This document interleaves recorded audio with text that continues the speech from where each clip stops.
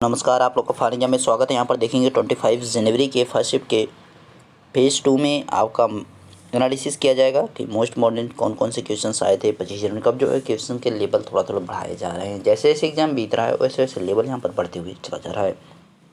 यहाँ पे बात की जाए अगर पेपर की, भाई पेपर कैसा रहा, तो पेपर वही पुराने वाला कि जैसे हार्ड टू मॉडरेट अभी भी आ रहा है। यहाँ पे अब ईजी नहीं रहा, मॉडरेट से अब हाई लेवल की तरफ बढ़ रहा है।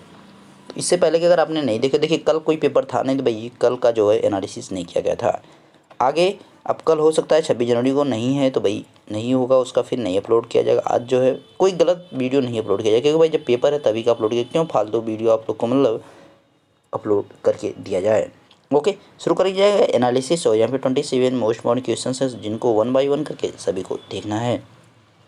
आगामी सभी परीक्षाओं के लिए भाई इंपॉर्टेंट बनेंगे, क्योंकि ऐसे क्वेश्चन ही परीक्षाओं में पूछे जाते हैं। देखेंगे मोस्ट मॉडर्न क्वेश्चंस 25 जनवरी फर्स्ट शिफ्ट। ध्वनि की तीव्रता किससे मापते, भाई किससे मापते हैं? बैरोमीटर, याद रखिएगा। यहाँ पे ध्वनि की तीव्रता को डेसिबल में मापते हैं यार, ध्वनि की तीव्रता को डेसिबल में मापते हैं, याद रखिएगा डेसिबल।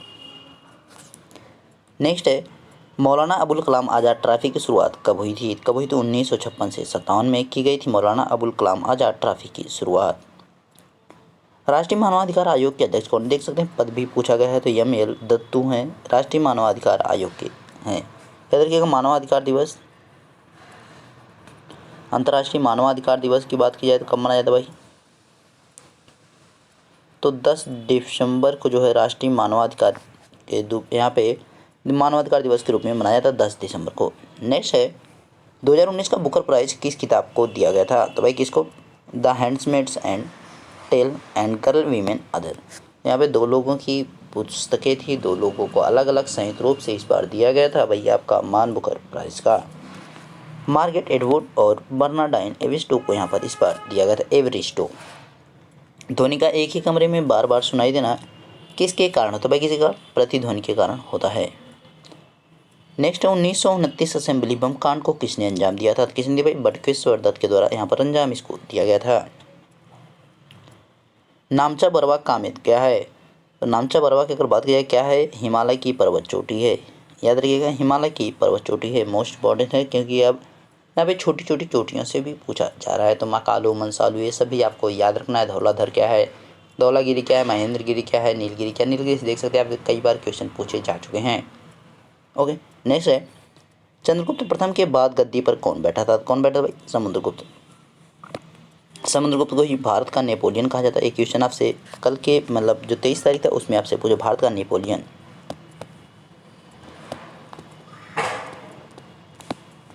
इसी को भारत का नेपोलियन कहा जाता है। नेक्स्ट अंतर्राष्ट्रीय मुद्रा कोष में कुल कितने सदस्य हैं? कितने भाई? 109 190 यहाँ पर। तो आपको अंतर्राष्ट्रीय संगठन से संबंधित जो वीडियो अपलोड है उसको जाके जरूर देखें, ताकि आपको वहाँ से चीज़ें काफ़ी क्लियर हो सके, क्योंकि वीडियो से काफ़ी ऐसे क्वेश्चन हैं जो आपके बार बार एग्जाम में पूछे जाएंगे। निम्नलिखित में कौन सा सार्वजनिक क्षेत्र के अंतर्गत नहीं आता? कौन भाई? ICCI। यहाँ पे अगर PCL, PSL ये सब दिया रहता तो आपका हो जाता किसके अंतर्गत? सार्वजनिक क्षेत्र के अंतर्गत, यानी गवर्नमेंट जॉब। भूकंप को किससे मापते हैं? तो रिएक्टर स्केल के द्वारा मापा जाता है। रिएक्टर स्केल पे आपका 1 से 10 तक का पैमाना लगा रहता है। बच्चा माँ के गर्भ में कहाँ से पोषक तत्व प्राप्त करता है? कहाँ से प्राप्त? गर्भनाल से भोजन को यहाँ पर प्राप्त करता है बच्चे के द्वारा। उसकी वृद्धि सारी चीज़ें जो है वहाँ पे गर्भनाल से ही प्राप्त होती है मात्र। ओके, अंतर्राष्ट्रीय मजदूर संघ का मुख्यालय कहाँ? जिनेवा में, स्विट्जरलैंड जिनेवा में। मजदूर दिवस की बात कीजिए, मजदूर दिवस 1 मई को मनाया जाता है। मजदूर दिवस 1 मई को मनाया जाता है, ये भी याद रखिएगा, इंपॉर्टेंट है। कुलेरी झील किस राज्य में स्थित है? कुलेरू झील आंध्र प्रदेश की एकमात्र झील, इंपॉर्टेंट झील। आंध्र प्रदेश के अगर गान की बात की जाए, यहाँ पे एक शास्त्रीय नृत्य है कुचिपुड़ी, मोस्ट इंपॉर्टेंट, बार बार आपसे पूछा जाता है कुचिपुड़ी आंध्र प्रदेश। आंध्र प्रदेश के बारे में पिछले भी वीडियो में बताया गया था कि 3 राजधानियाँ इसकी हो चुकी हैं, विशाखापट्टनम और आपका दूसरी कौन भाई? विशाखापट्टनम, अमरावती और कन्नूर हैं, याद रखिएगा भाई इनको। वायुदाब को किस यंत्र से मापते हैं? बैरोमीटर के द्वारा वायुदाब को मापा जाता है। इसमें आपका ऊपर और नीचे चढ़ना, जैसे कि एकाएक अगर डाउन होता है तो उसमें जो है आपका आंधी या तूफान आने के चांसेस, जब धीरे धीरे ऊपर बढ़ता है तो मौसम साफ होने के चांसेस, इस प्रकार की चीज़ इसमें दर्शाई जाती हैं, याद रखिएगा। कैलाश सत्यार्थी द्वारा कौन सा आंदोलन चलाया गया था? कौन सा आंदोलन? बचपन बचाओ आंदोलन चलाया गया था। इनको 2014 में मलाला यूसुफजई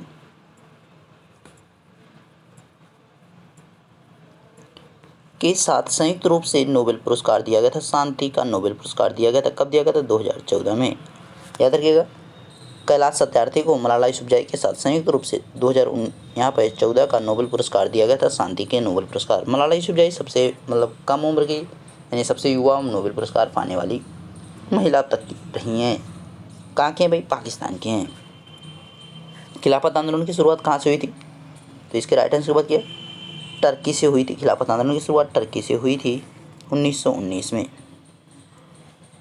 तो भारत में भी खिलाफत आंदोलन किया गया था टर्की के समर्थन में, और ब्रिटेन के खिलाफ हम लोग भी भारत का जो है यहाँ पर भारत में जो किया गया था वो टर्की के समर्थन में किया गया था और ब्रिटेन के विरुद्ध में किया गया था।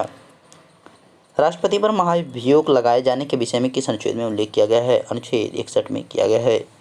यानी राष्ट्रपति अपने जो है पद पर रहते हुए कोई भी उचित काम के बजाय अनुचित काम कर रहा है तो उसको जो है वहाँ से हटाया जाता है। तो महाभियोग की यहाँ पे प्रक्रिया को बनाया गया है।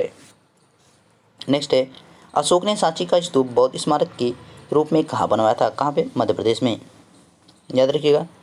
अशोक से आपका कलिंग के बारे में पूछ सकता है, इसके जो शिलालेख हैं उससे पूछ सकता है आपका। सबसे पहले अशोक की शिलालेखों को पढ़ने में सफलता किसने प्राप्त की? तो 1837 में जेम्स प्रिंसेप ने। ये भी आपसे पूछ सकता है, पूछा भी गया कई बार।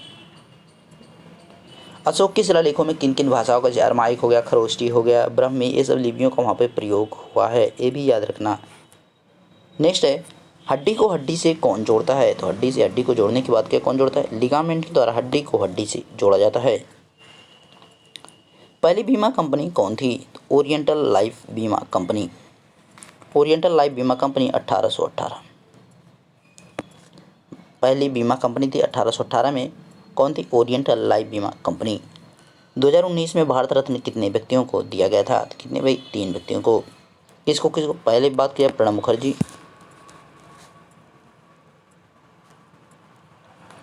नानाजी देशमुख,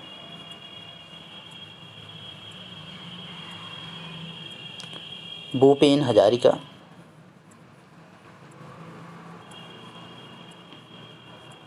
प्रणब मुखर्जी, नानाजी देशमुख, भूपेन हजारिका। प्रणब मुखर्जी राजनीति से संबंधित है, नानाजी देशमुख भाई किससे संबंधित है, और भूपेन हजारिका किससे संबंधित है? तो आपका इसका जवाब है यहाँ पे नानाजी देशमुख जो समाजसेवी थे, भूपेन हजारिका जो एक संगीतकार थे।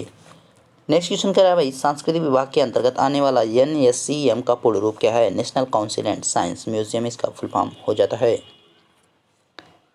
जैन धर्म के 24वें अंतिम तीर्थंकर कौन थे? तो यहाँ पे अंतिम तीर्थंकर की अगर बात करें कौन? महावीर स्वामी। प्रथम की बात की जाए तो ऋषभदेव, दूसरे आपके कौन थे भाई? अजीतनाथ, और आपसे पूछा है 23rd पूछता है पार्श्वनाथ के बारे में। ऋषभदेव, अजीतनाथ सेकंड, और लास्ट से सेकंड तक पूछता है, यानी 23rd पार्श्वनाथ, 24th महावीर स्वामी,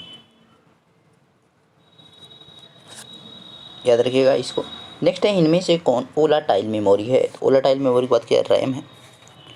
रोम आपसे पूछेगा तो ये नॉन वोलाटाइल मेमोरी हो जाएगा, रोम, ROM। नेक्स्ट आपका है लास्ट क्वेश्चन कह रहा है कि काली 5000 एम्पियर इजेक्टर किस संस्थान ने विकसित किया? तो भाई किसके द्वारा इसको विकसित किया गया? यहाँ पे राइट आंसर की बात किया DRDO, डिफेंस रिसर्च ऑर्गेनाइजेशन के द्वारा इसको विकसित किया गया था। एक आपका किसी उत्सव के बारे में पूछा गया था, महोत्सव या महोत्सव, तो पूरा कंफर्म क्वेश्चन नहीं था, इस वजह से उसको हमने ऐड नहीं किया है। तो उसको आप लोग अगर आपको पता हो तो उसको कमेंट करके हमें ज़रूर बताएं, ताकि अगले वीडियो में उसको जो है सही किया जा सके। ओके, वीडियो अच्छा लगा तो लाइक जरूर कीजिएगा, चैनल पर नए हो चैनल को जरूर सब्सक्राइब कीजिएगा और बेल आइकन पे, ताकि आपके पास लेटेस्ट वीडियो पहुंच सके। मिलेंगे नेक्स्ट वीडियो में, तब तक देखते रहिए Fani Amita sir. Thank you.